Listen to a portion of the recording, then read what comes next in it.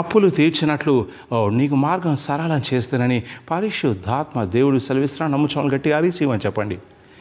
ఎవరైతే అప్పుల్లో ఉన్నారో ఇక నా వల్ల కాదు, నేను కట్టలేకపోతున్నా, నా వల్ల కాదని చెప్పేసి ఎవరైతే చేతులు పైకి ఎత్తేసి ఉన్నారో, ఎవరైతే దేవుడు నాకు అద్భుతంగా సాయం చేయాలని చెప్పేసి ఆశలు పెట్టుకుని ఉన్నారో, ఎవరైతే ఇక నిస్సాస్థితిలో ఉన్నారో వారందరితో పరిశుద్ధాత్మ దేవుడు సెలవిచ్చే మాట ఏంటంటే నీ అప్పులు తీర్చినట్లు నీకు మార్గం సరళం చేస్తున్నానని పరిశుద్ధాత్మ దేవుడు సెలవిస్తున్నాడు. నమ్ముచోళ్ళు గట్టి అరిసివని చెప్పండి. మీరు అంటుండొచ్చు, ఎలా జరుగుతుంది, ఇన్నాళ్ళ నుంచి కాదు ఇప్పుడు ఎలా జరుగుతుంది, దేవుడు ఏం చేయబోతున్నాడు? బైబిల్లో చూడండి, 2వ రాజుల 4వ అధ్యాయంలో ఎలీషా ప్రవక్త యొక్క ఒక శిష్యుడు మరణించాడు, అప్పులు చేశాడు. ఆ అప్పుల వాళ్ళు వచ్చేసి ఆమె 2 కుమారుని తీసుకెళ్ళిపోయారు. ఆమె వచ్చేసి ఎలీషా వద్దకు వచ్చి ఆ అప్పులు మేము తీర్చలేకపోతున్నాం, నా కుమారుని తీసుకెళ్ళిపోయారు, అద్భుతం చేయండి అని మొరపెట్టినప్పుడు ఎలీషా ప్రవక్త అడిగాడు, నీ వద్ద ఏముందన్నాడు. నా వద్ద కొంచెం ఆయిల్ ఉందని చెప్పనగానే వేరే వారి ఇంట్లో నుంచి గిన్నెలు తెచ్చుకోమని చెప్పాడు. ఆ గిన్నెలు తెచ్చుకోగానే మొత్తం కూడా ఆ గిన్నెలన్నీ ఆయిల్ నిండిపోయి అప్పుడు ఎలీషా ఏం చెప్పాడో చూడండి.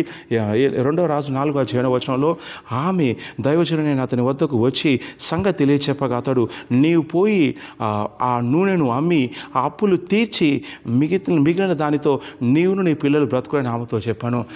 వెళ్ళి దాన్ని అమ్మేసి అప్పులు తీర్చమని చెప్పాడు. మిగిలిన దాంతో నీవు నీ పిల్లలు బ్రతకమని చెప్పాడు. దేవుడు అద్భుతాలు చేస్తారండి, ఆయన సాయం చేసే దేవుడు. అయితే నువ్వు విశ్వాసం ఉంచాలి. ఈ స్త్రీ విశ్వాసం ఉంచింది, ఎలీషా చెప్పినటువంటి కార్యం చెప్పినటువంటి వాక్కు నమ్మింది, ఆ ప్రకారం చేసింది. దేవుడు జోక్యం చేసుకొని ఆ నూనె విస్తరించడానికి చేశాడు. అలాగే నీ అప్పులు తీర్చే విధంగా నీ వద్ద ఏమైతే కొంచెం ఉందో దాన్ని తీసుకొని దేవుడు దాన్ని విస్తరింపచేస్తాడు. ఏ కొంచెం వ్యాపారం చేస్తున్నావో, ఏ చిన్న వ్యాపారం, ఏ చిన్న ఉద్యోగం, ఏ చిన్న కుటుంబం ఉందో, ఏ చిన్న నగలున్నాయో, ఏ చిన్న కొంచెం డబ్బు ఉందో దాన్ని దేవుడు తీసుకొని అద్భుతంగా ఆయన కార్యం చేసే దేవుడు. నువ్వు నమ్మాలి. యేసుక్రీస్తు వారు కూడా చిన్నవాని వద్దున్నటువంటి 5 రొట్టెలు 2 చేపలు తీసుకొని ప్రార్థన చేశాడు, విస్తరింపచేశాడు. ఏ స్థాయిలో అంటే 5,000 మందికి ఆహారం పెట్టగా ఇంకా మిగిలిందండి. దేవుడు కొంచెం దాన్ని తీసుకొని విస్తరింపచేస్తాడు. శూన్యుల నుంచి దేవుడు సమస్తం తీసుకొచ్చిన దేవుడు మట్టిలో నుంచి మనిషిని చేశాడు. అలాగే నీ వద్ద మట్టి ఉన్నా లేకపోతే ఏదైతే ఉందో దాన్ని దేవునికి అర్పించినట్లయితే దేవుడు కార్యం చేస్తాడు. ఎవరైతే నేను అప్పులు తీర్చలేకపోతున్నాను, నా వల్ల కావడం లేదు అని చెప్పేసి ఎవరైతే గగ్గోలు పెడుతున్నారో, మీరంతా చేయాల్సింది ఏంటంటే దేవుని పట్ల విశ్వాసం ఉంచండి. మనుషుల్ని నమ్మారు, వాళ్ళు ఏదో చేస్తారు, వీళ్ళేదో చేస్తారని చూశారు, కానీ ఎవరు చేయలేదు, వాళ్ళంతా చేతులు ఎత్తేశారు. అయితే ఇక దేవుడు నీకు సహాయం చేస్తాడు. అయితే దేవుని నమ్ముకోండి. నీ వంతుగా ఏ ప్రయత్నం అయితే చేయాలో విశ్వాసంతో ఆ ప్రయత్నాలు చేస్తూనే ఉండండి. కానీ ఏం చేసినా కానీ విశ్వాసంతో చేయాలి. సనుక్కుంటా గొనుక్కుంటా జరుగుతుందా, దేవుడు చేస్తాడా, అవుతుందని ఇలాంటి భావంతో చేయొద్దు, విశ్వాసంతో చేయాలి. మీరు ఎప్పుడైతే విశ్వాసంతో చేస్తారో దేవుడు నీ విశ్వాసం ఆధారం చేసుకుంటాడు. నువ్వు చేసే ఆ చిన్న ప్రయత్నాన్ని దేవుడు విస్తరింపచేస్తాడు. నీ వద్దున్న చిన్న వ్యాపారాన్ని బహుగా దీవిస్తాడు. వచ్చే కొంచెం రాబడిని విస్తారమైన రాబడిగా చేస్తాడు. ఏ స్థాయిలో అంటే నువ్వు అప్పులు తీర్చడమే కాకుండా మిగిలిన దానితో నీవు, నీ పిల్లలు, నీ కుటుంబం బ్రతికే విధంగా దేవుడు చేస్తాడు. నమ్మండి, దేవుడు నమ్మండి. నువ్వు పైగా ఉంటావు, తలగా ఉంటావు, తోకుండా దేవుడు సెలవించుకున్నాడు.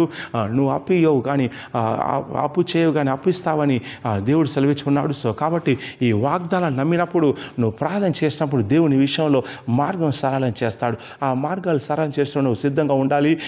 ఆత్మలో కనిపెట్టాలి, ఏ మార్గం సరళం చేశాడు, ఎక్కడ అవకాశం ఉంది, ఏ విధంగా అప్పులు తీర్చుకోవచ్చు అనేటువంటి ఈ జ్ఞానాన్ని, ఈ యొక్క బుద్ధిని, వివేకాన్ని, మార్గాల్ని దేవుని ముందు ఉంచుతాడు.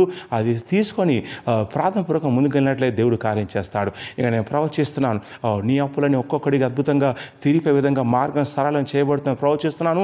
నమ్ముచు వాళ్ళు చెప్పండి గట్టి అరిసేవాని. ఎవరైతే పడిపోయి ఉన్నారో ఆర్థికంగా తిరిగి లేస్తారని ప్రవచిస్తున్నాను చెప్పండి అరిసేవాని.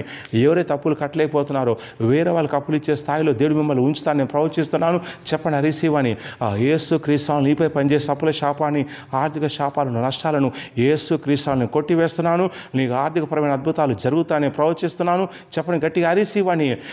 మీ తోలోని సిగ్నల్ బేతలో చేసుకొచ్చి సాక్ష్యం పంచుకుంటాను ప్రవచిస్తాను చెప్పండి గట్టిగా అరిసివని. దయచేసి వీడియోను లైక్ చేయండి. వాట్సాప్ గ్రూపుల్లో, ఫేస్బుక్ గ్రూపుల్లో మీ స్నేహితులు, బంధువులకు షేర్ చేయండి, లైక్ చేయండి, కింద కామెంట్ చేయండి, అరిసివని కామెంట్ చేయండి.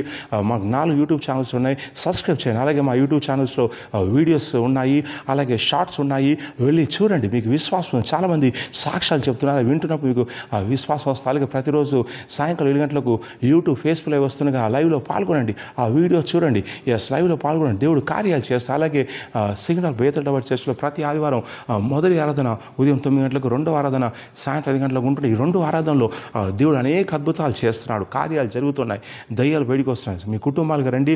అలాగే ప్రతి శనివారం నాడు కూడా లోతైన ప్రవచన డెలివరెన్స్ కోసం నేను పర్సనల్ అపాయింట్మెంట్ ఇస్తున్నాను. అలాగే శుక్రవారం కూడా లోతైన ప్రవచన కోసం, డెలివరెన్స్ కోసం ఫోన్ అపాయింట్మెంట్ లేక WhatsApp video call, Zoom appointment ఇస్తున్నాను.